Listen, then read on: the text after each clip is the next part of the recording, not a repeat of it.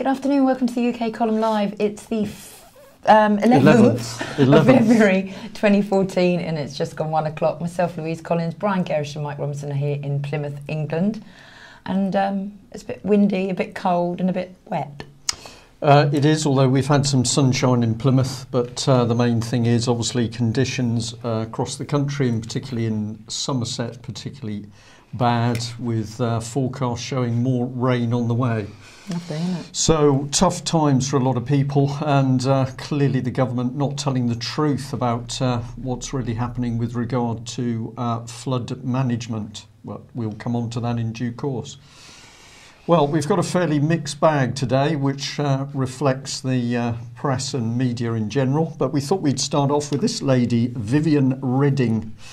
And here she is, looks like your favourite aunt, but in fact she's the Vice President of the European Commission. And a lot of the papers have picked up on her, excuse me, because speaking in London, she said that the British people must know the facts on the EU.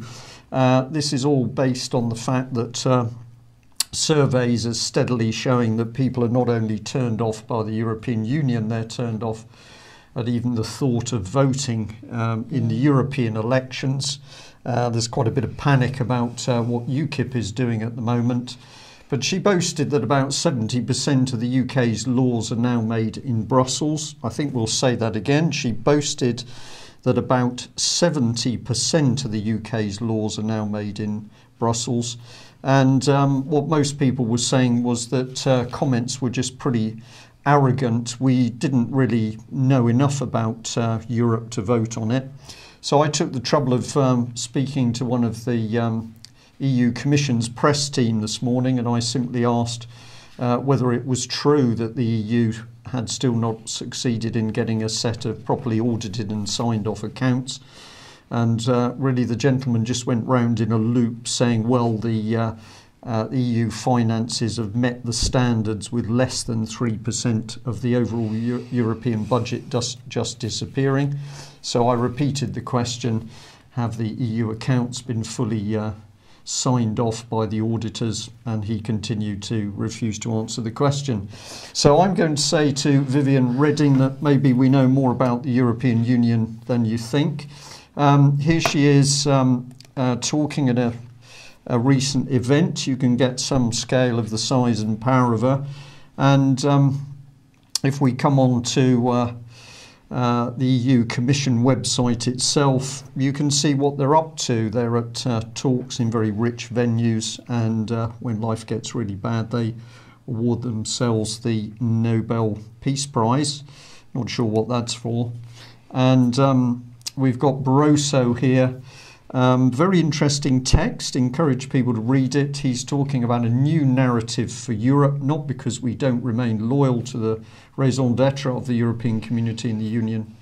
Of course, all this remains valid, but because I think we need, in the beginning of the 21st century, namely for the new generation that is not so much identified with this narrative of Europe, to continue to tell the story of Europe. I'm not going to read anything else because I don't know whether it's a problem with the translation, but I read it several times, and I'm going to say very gently, I hadn't got a clue what the guy was talking about. Well, let's just see if we can see a bit more about Viviane. If you go on her Wikipedia page, she is quite an extraordinary lady because she started off as a journalist in Luxembourg, and then she basically became a town councillor. I think that's the inference. And there was so much information, I had to try and record it, so it should come up. It may be a little bit jerky. We'll see what happens. Is she a baroness by any chance? No, but not yet. Here we go. It just sort of goes on and on. So stay with me for the political career ride. She's got awards after awards after awards. She's into everything: telecoms, media, justice. I mean, how she had time to actually produce a couple of children, I don't know. Yeah, what age is she? I think she's late 40s. No or way. early 50s then. If she's late 40s, then Louise is 16. I am anyway. anyway. Okay, enough. So there we are. The only way we could show all the good works that this woman has been up to is to actually put up a recording. But when we ask about fraud and corruption in the European Union, her press team simply don't want to know. So pretty obvious what's going on there. This is slightly different, but we continue to warn about this stuff. This is a sculpture which they were going to put up in Cambridge, but it was then caused a bit of controversy, and it appears to have emerged that it wasn't actually produced by the person who was originally supposed to have produced it. So in the end it was rejected, but well, you can make up your own minds. It's a sort of demonic person with an elephant's trunk or something. But this sort of artwork is now appearing all over the country. It's designed to unsettle particularly young minds.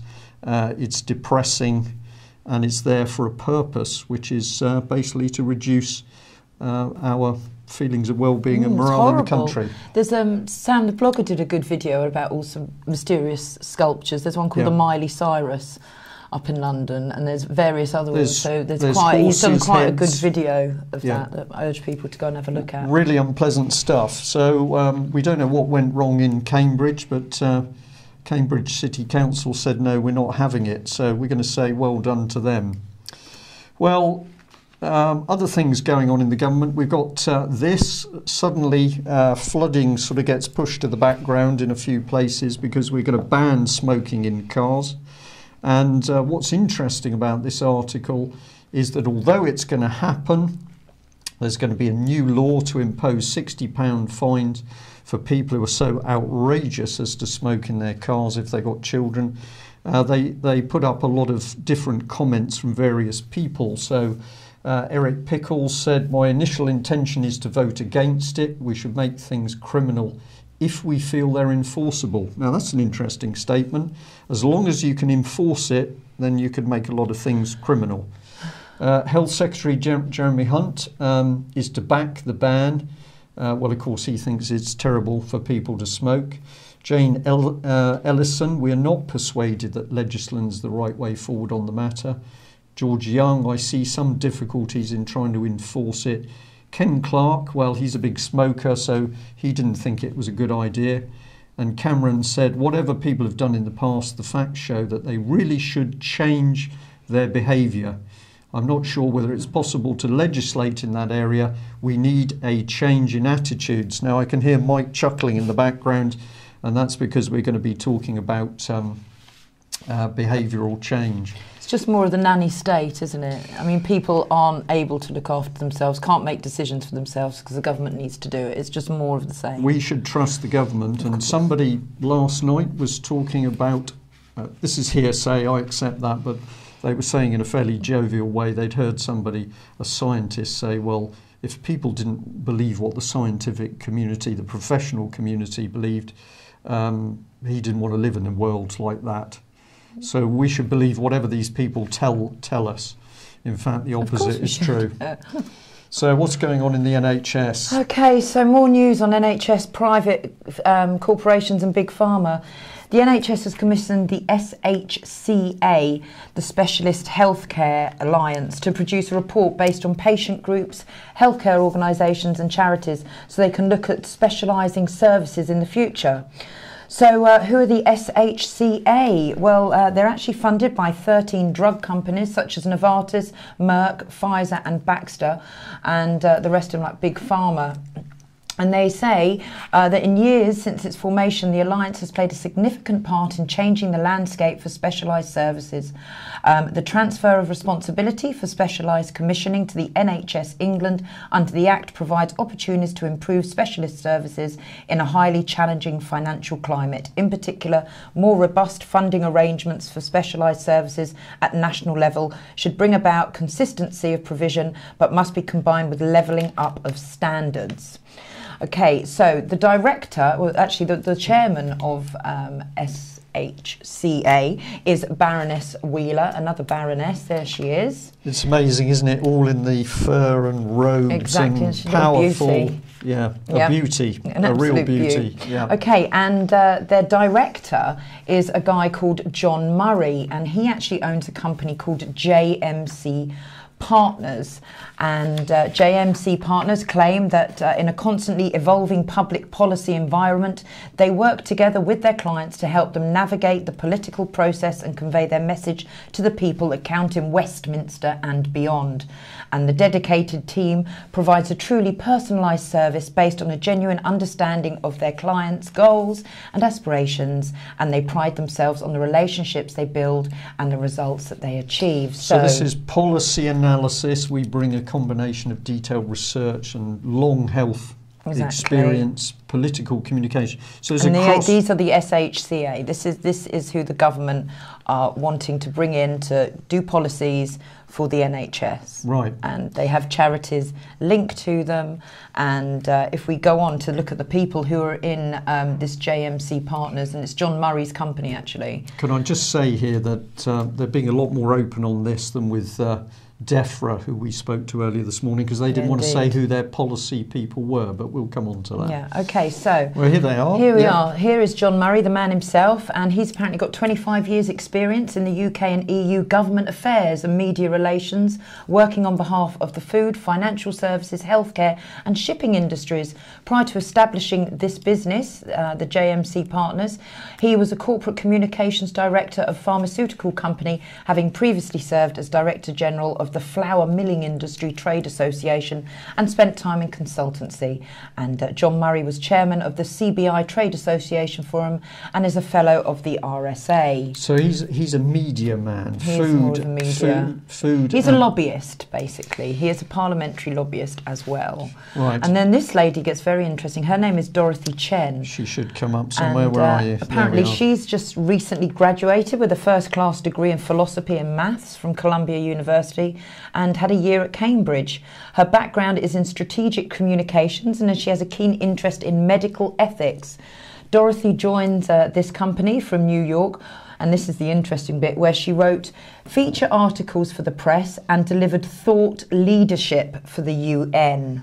Right. So she's going to lead our thoughts in the direction they want, which is privatisation of the NHS. And here we have Sarah McKinnon, and her background, she only looks about 18, but her background in policy, well, if I'm 16, so background in policy has been developed during her time working in the Australian government in the Treasury Department, and she focused on energy and tax policy and relocated to the UK, joined JMC Partners, and she's been involved in projects on the vaccination policy.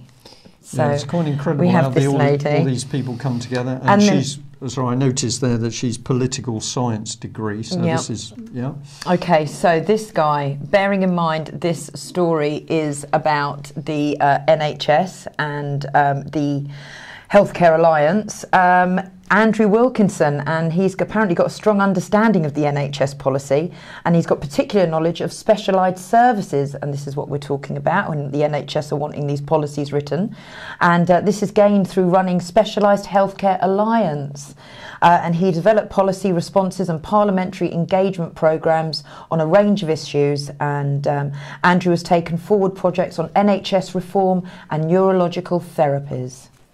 It's very interesting. So this looks like the mindfulness and the CBT, which is all coming in across the NHS as part of the nudge culture change. But according to the NHS England, John Murray, who we said is a lobbyist, has said the report that they have carried out did not involve any conflict of interest. So, I'm not so sure about that. We'll wait and see how it develops.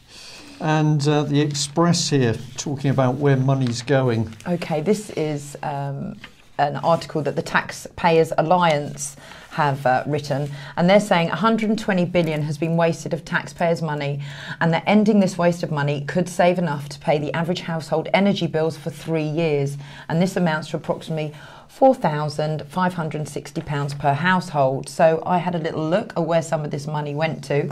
342,000 spent on Foreign Office funded TV series that wasn't completed before the production company was dissolved. 3,860 spent on Angus Council on whisky tasting event for international golfers.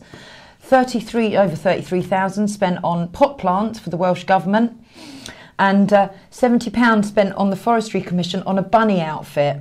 And apparently around a fifth of the total waste was identified as £22.5 billion cost to taxpayers of overpaying on public sector pay and pensions compared to the private sector. And other significant factors were given as £8.9 billion in extra housing benefit caused by the broken planning system, £2.7 billion paid out in contributory benefits for those who don't need them, and £2.3 billion spent on income-related benefits going to the richest fifth of households.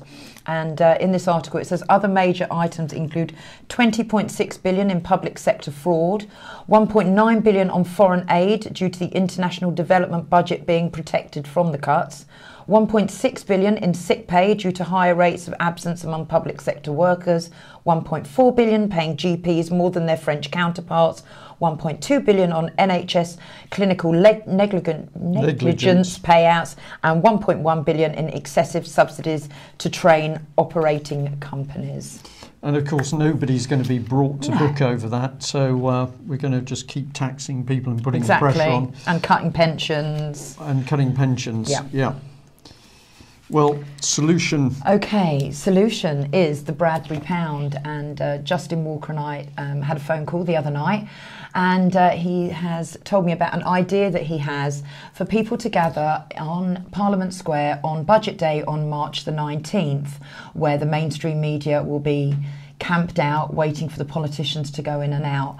And Justin's thinking it's a great opportunity to wake the mainstream media up. It's not a protest, it's literally handing some leaflets out about the Bradbury, maybe some banners about the Bradbury Pound, and trying to educate the MPs Education, as well. Communication and mixing with other people. On the Bradbury, exactly. Excellent. You've got a bit more here on Bradbury Facebook. We set up a Facebook Bradbury Pound page, and it was only the day, I think Sunday we set that up, and the likes are going up, so we're just encouraging people to like the page, share it with their friends, and try and wake more and more people up.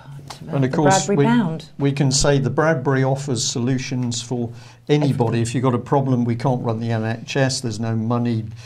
We can't do anything with flooding, there's no money. The railways, there's no money. Bradbury Pound solves this overnight. So if you're still not familiar, have a look on the UK column. And share that video as well that Mike did. Yeah. Well, health always important. Okay. Now they are saying that this is an unlikely new medicine, but it has been around for generations, fermenting vegetables, and it is the simplest thing to do. It solves all sorts of problems. It creates healthy bacteria, and it's very good for the gut, which Clive de Carle and Ancient Purity and the Health Revolution have been saying, and it is so simple. You get your favourite vegetables, you chop them up raw, put them in a glass jar, cover them with something like a cabbage leaf and leave them for a couple of weeks, and you have beautiful fermented vegetables. So this is not an unlikely new medicine. Daily Mail, it has been around for centuries. Well, it's interesting. Wonder why they're suddenly picking up on this. Amazing, isn't it? We don't know. Well, this is really sad. Okay, so it's the murder of animals. Anyone who wants to stop the extermination of animals on their own property, such as birds like parakeets, ruddy ducks and knotweeds, could find themselves in prison for 6 months or fined £40,000. DEFRA are to be given the power to force landowners to control and destroy animals themselves, or allow officials to step in and commit genocide on the animals. I know I'm being a bit over the top, but this is what it boils down to. Well, the animals being murdered if DEFRA doesn't like them on the land. Well, of course, in the background we've got the historic memory of foot and mouth and what happened in the country, and now we've got more power being given to DEFRA that's already demonstrated it can't control some rain. So Well, according to Nicholas Payne's QC, and he's leading this this campaign to have these animals killed. He says non-native species are a threat to biodiversity, but orders can only be issued if the animals are identified as non-native and invasive. So this smacks of a bit of Agenda 21 policy, removing people from the land. Yes. And of course the other way it's possible is fracking. Yeah, this is a Greenpeace article that I spotted on Facebook that someone was putting up. And according to this Greenpeace article, the government is very likely to issue licences to big energy firms to frack the Somerset levels when the licences are up for issue in the spring.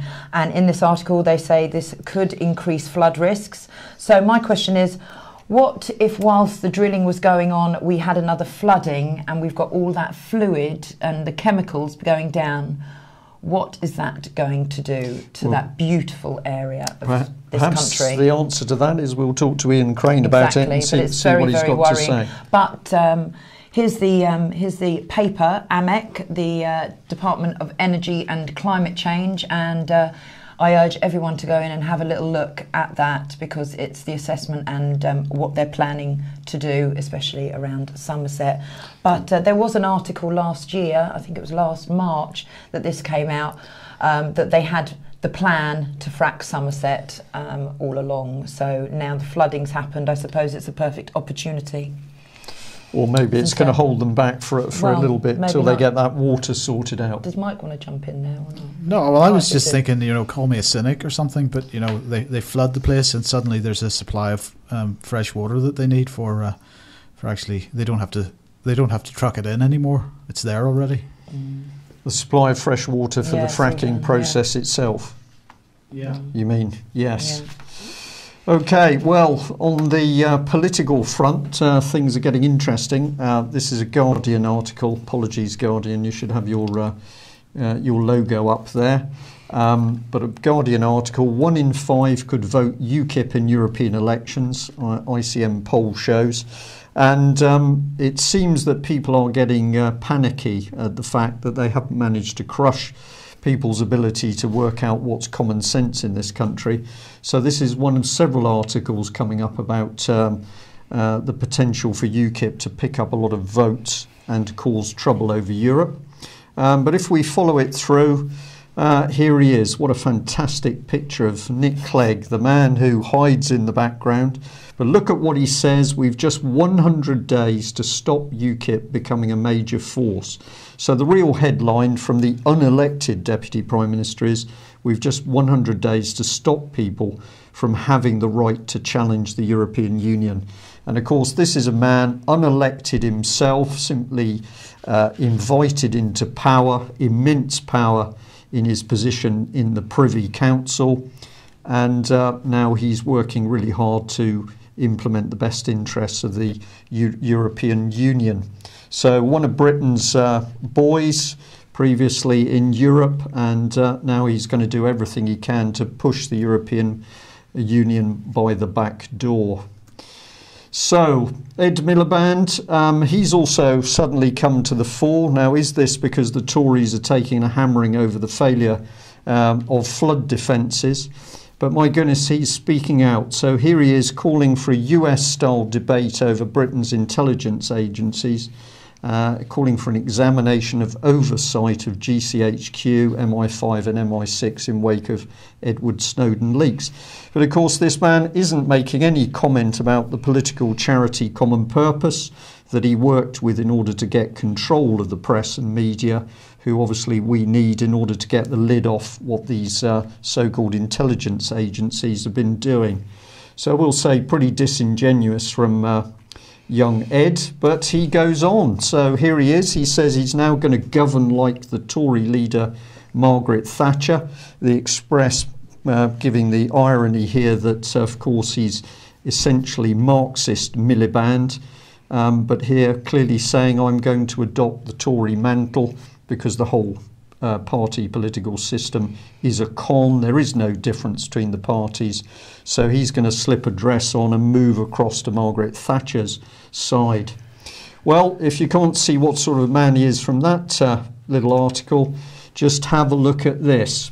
A phenomenal photograph where in another article about him praising Margaret Thatcher, it's also talking about what he wants to do with the NHS. And I just found this photograph amazing. You can see you've got somebody low empathy. He's looking at this woman with a sort of cold, detached curiosity. He doesn't really understand he hasn't got a clue, what she's about. No. What are you? It's like he's just beamed down from another planet and he's Ugh. Yeah, very wealthy, privileged background. He's a champagne socialist. Does he care for people? I don't think so. And to me, this photograph just captured it all. The more I look at it, the more interesting it is. He's puzzled, isn't he? I don't really understand what's going on. It's like he's never seen an elderly lady in an emotion. Yeah, you're quite right. And of course, the subject is the disastrous decline of the NHS. And again, Labour and John Prescott, Office of the Deputy Prime Minister, started the rot with political charity Common Purpose in the NHS.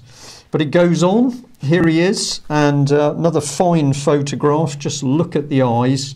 Ed Miliband promises the public a bigger say over hospital closures if Labour win in 2015. But the real headline there, we are posting, we will continue to support privatisation of the NHS by hospital closures, but we'll give people a bigger say in which hospitals are going to be closed. I mean, you read the article and you can see what they're doing. Can I just respond? Someone's asking, was that picture of Miliband and the elderly lady real? Yes, it was. Yes, that's taken straight out of the newspapers today. So have a look for it. You can find it online. Well, here's a bit more. This is what the guy's saying. The problem with the current approach to the NHS is that it creates a dynamic of decisions being taken behind closed doors, lacking legitimacy, with little public debate about the real reasons a change is being proposed. Well, of course, this was the man who met behind closed doors elsewhere when there was the meeting over Leveson and the press. So we seem to have double standards. If you want to get control of the press, you have a 2 o'clock in the night meeting in your office with the doors closed and a few pizzas. But what you're going to do with the NHS is it's all going to be squeaky clean and open. But the agenda is change. And, well, I couldn't resist a bit of a cartoon. Here he is, and what I noticed was that he was obviously dressed for the part, so sleeves rolled up, his tie tucked in to give the illusion that he was actually going to do some work. I'm afraid I've put a big circle around what is quite a chubby butt for the American audience, or a fat arse for the rest of us. Or a wobbly bottom. Absolutely. So this is a totally paused picture, and the expression on the young lady's face says it all. What is this about? It's just disgusting, really. Yeah. Well, it comes down to money, and in the background, the banks are hoovering it up, I think, Mike. Well, yeah, but they're not for everybody. So this is Barclays planning to axe up to 12,000 jobs. The figure is somewhere between 10 and 12,000 this year, 7,000 in the UK. And apparently half of those 7,000 have already been told. But in the meantime, there's a much bigger bonus pool this coming year. So what's going on? I mean, actually what seems to be going on is this is a mad dash for every penny that can be asset stripped before the financial system collapses once again.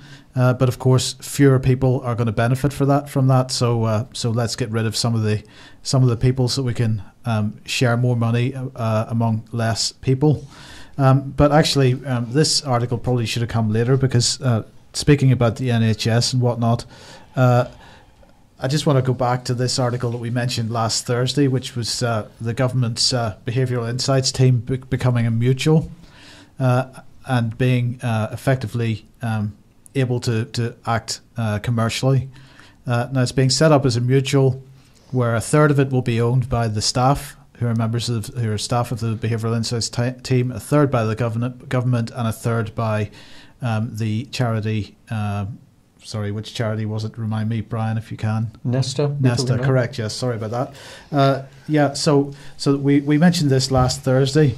It turns out, in fact, that government has issued a press release today, basically pointing out that crowing about, among other things, their success within the EU about gaining concessions for mutuals. And it turns out that the government has now already created 80 such mutuals where government departments, government civil service sort of teams, let's say, have been what they're calling spun off to become a mutual, and they have in fact a website called the Mutuals Information Service. So what they say in the press release is the government is already supporting public sector staff to form mutuals. There are more than 80 already live, delivering well over £1 billion of public services. Traditionally, new mutuals are exposed to full competition, which may stunt their growth or even put them off starting up. Now government will be able to reserve contracts for services provided by mutuals before fully exposing them to EU competition. So what they've done is they've done a deal with the EU whereby a mutual can effectively run as a commercial organisation but still have the monopoly on providing services to the government, while at the same time effectively bribing the staff to accept privatisation by giving them some ownership of the organisation that they continue to work for. Well, who do we have right at the centre of this? Of course, The Guardian, as usual, with their social enterprise network, because these mutuals are considered to be social enterprises. Now, this article was April 2013, but quite an interesting read about, entitled How Public Service Mutuals Can Drive Staff Innovation. This lady talking about NHS services being spun off into mutuals. It's privatization, not by the back door, certainly by stealth, because they're not telling people on a they're not informing people on a broad basis that this is going on. There's certainly very little about it in the mainstream press. But while we're seeing front end services being pushed out to Virgin Medical and other private medical companies, we're seeing back office services being spun off into these mutuals. Pretty disingenuous activity, because they're not really telling anybody about it. I must agree with that, Mike. Somebody in the chat room has said, well, of course, this is a form of communism. This is big society being driven down to the lowest level. So what you've got is a mixture of common purpose communitarianism and the good works of Saul Alinsky. So if people are unsure, get onto the Guardian website and you'll find that the social networking page is really starting to show how this system is worked. And have a look also at Unlimited, which is one of the organisations drawing all this together. So you've got a mix of Saul Alinsky policy driving state control down to the lowest levels. That's all big society. And at the same time, you're using applied behavioural psychology through the government's nudge unit. And remember, of course, it was Francis Maude who was doing dirty little deals with Common Purpose to train the top 200 civil servants. Francis Maude boasted of the transparency of the Tory government, but here we can see that that was again just one more lie as they bring in this policy. Mike? Yeah, Unlimited is spelt UNLTD, isn't it? Isn't that correct? Yeah. Yes. Capital U, capital N, which is probably appropriate, UN Limited. Well, the illustrious leader, King David, boarded a helicopter earlier today to get himself down to Dawlish. And I just want to say a big thanks to Talkie Talkie TV and Mick, who went down there for us first thing this morning. But apparently he was surrounded with security, arrived there at 9 o'clock, did a flying visit, and off they went. And they didn't get a chance to see. No, arrived by helicopter, taken to a hotel, then got in a big limousine, came down to talk to the workforce, didn't even talk to most of the press clusters, and certainly didn't talk to any local people. And then he's carted back up. Well, actually, I think he's moved on to somewhere else. But that was it. Did he speak to any local people? No, because he knew what they were going to say. No infrastructure spend, no rerouting of the railways. It looks very dashing, though, in orange. Well, if you say so.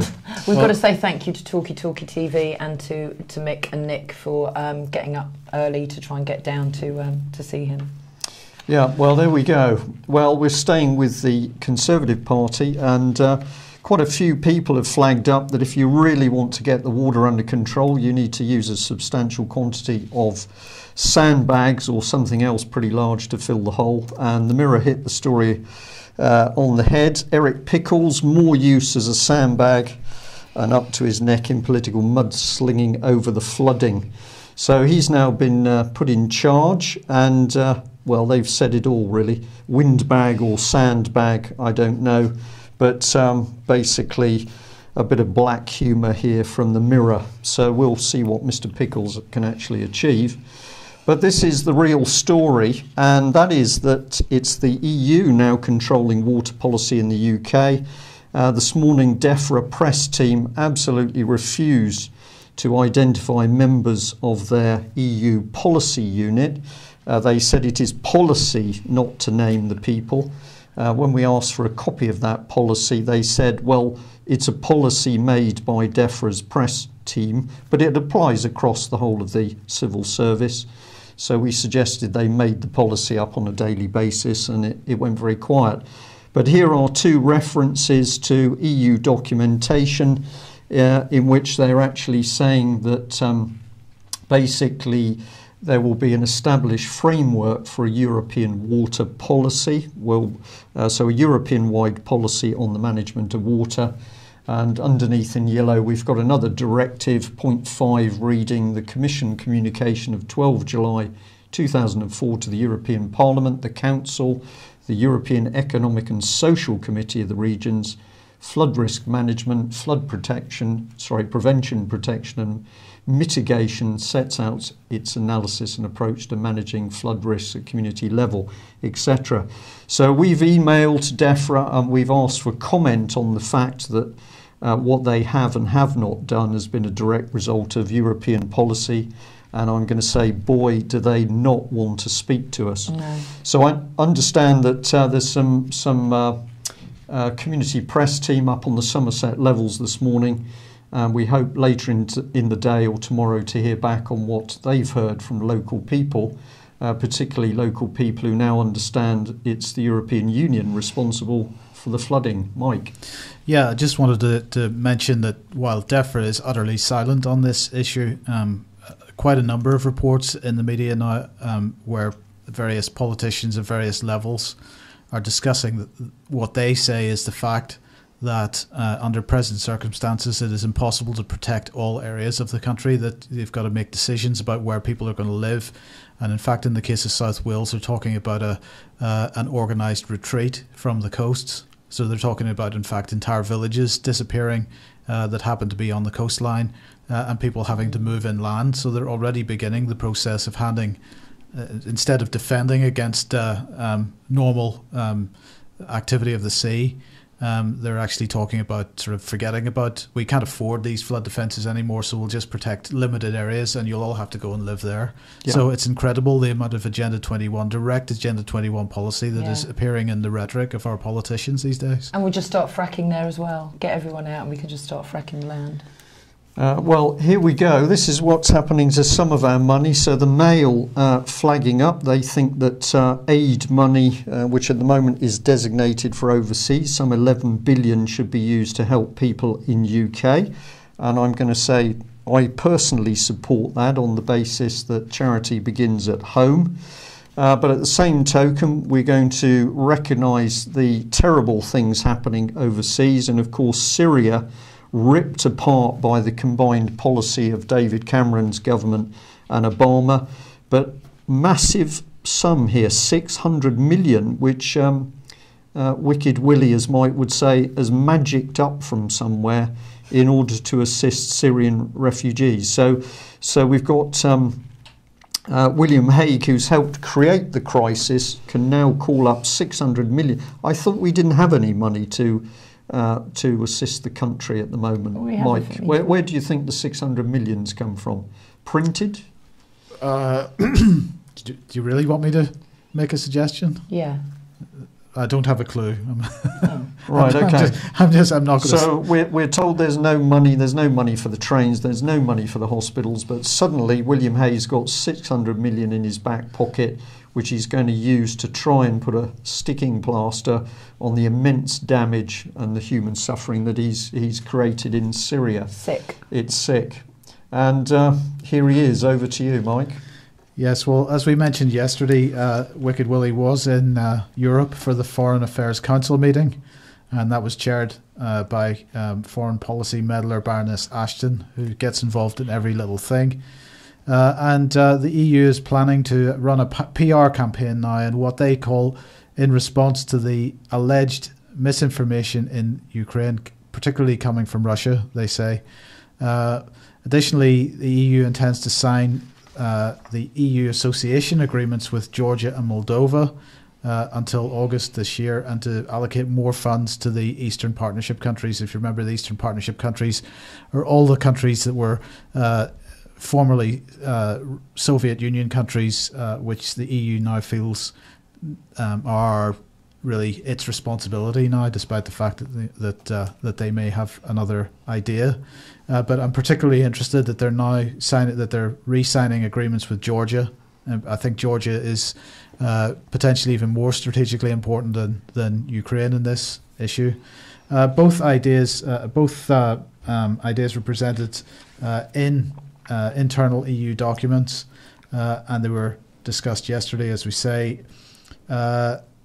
The association with Georgia and Moldova was suggested by Sweden and supported by 12 other member states, and they're really arguing that former Soviet republics which have a pro-European policy agenda should be rewarded, and you may feel that the word rewarded is equally interchangeable with bribed. And they say that the EU will not sanction the Ukraine for now, but sanctions do remain a possibility in the future.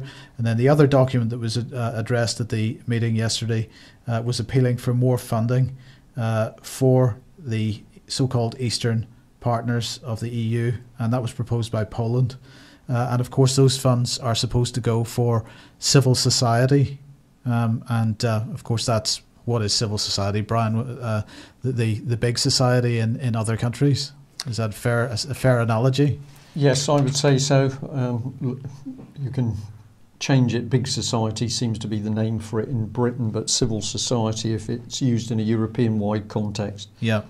So then in comments that he made yesterday, Barroso, EU EC President Barroso, said that the European Union believes that giving additional financial aid to Ukraine, they are considering giving financial aid to Ukraine, but that they will not bid against Russia over Ukraine. In other words, they're not going to get into a sort of a money war with Russia over whether Ukraine stays in partnership with Russia or joins the EU.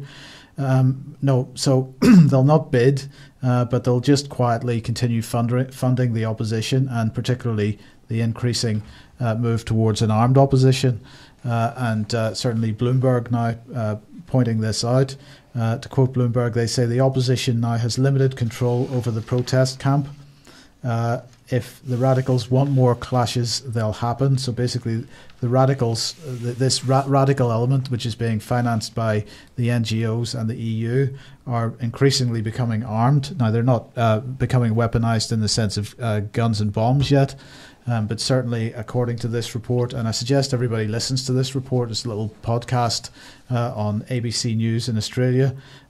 Philip Williams, the reporter, begins his report by saying they are very intimidating in sight and sound. Hundreds of masked men and women armed with baseball bats, iron rods and even machetes are lined up behind the stolen makeshift shields to repel the latest threat. And the latest threat that he was talking about was hundreds of pro-government supporters who had come to try to clear the barriers and retake the square where the protest is. But this reporter is saying that they stood no chance against what he's describing as a well-trained, well-disciplined force. So the already armed, in some sense, opposition are being described as a well-trained, well-disciplined force. And so you've got to ask how this is going to continue. It's clearly going to escalate. I put the blame firmly at the feet of William Hague in the UK, because he's the man in the UK behind the efforts to promote a civil war in the Ukraine. We've compared what's going on in the Ukraine to Syria. Other people are comparing to what's going on in the Ukraine at the moment to the events that led up to the removal of Gaddafi. So whether you compare it to Libya or compare it to Syria doesn't really matter. Both countries are effectively destroyed by what happened through Western interference, and I don't think we can really stand by and allow this to happen to yet another country. No, definitely not. Well, I wonder what would happen if we actually got our MPs to concentrate on sorting Britain out in the proper way, the common sense way, instead of interfering with regimes overseas. Yeah. Perhaps that's something we can hope for the future. Well, I think that brings us to the end. I've just got a little announcement. It's Clive de Cole's show tonight, The Health Revolution, from 9, is it, Mike? 8, 9? 9 o'clock, yes. 9 o'clock. And I just want to remind everyone that we have bumper stickers and leaflets on the Bradbury and on the UK column if anyone is interested. The bumper stickers, I think, are £1.50. I think so.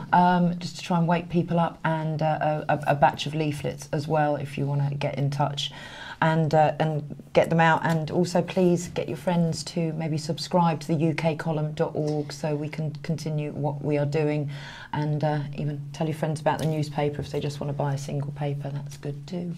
And I'll leave you with the thought that I had a conversation with a person in Cornwall this morning who pointed out that it appeared that Cornwall County Council was attempting to get control of the council under a mere 3 people. So having introduced the cabinet system, of course, which most city councils and local authorities are now using, where a small panel is in control, we're now getting to the stage in Cornwall that 3 people will actually be controlling the whole county, with the district councils, of course, suppressed under that structure.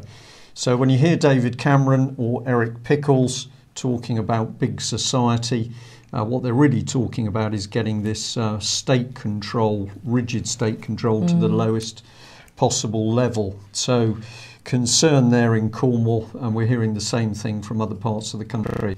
But if you want to fight it, you need to understand it. Okay, that's it. Thanks for joining us. We'll see you the same time tomorrow. Bye. Bye-bye.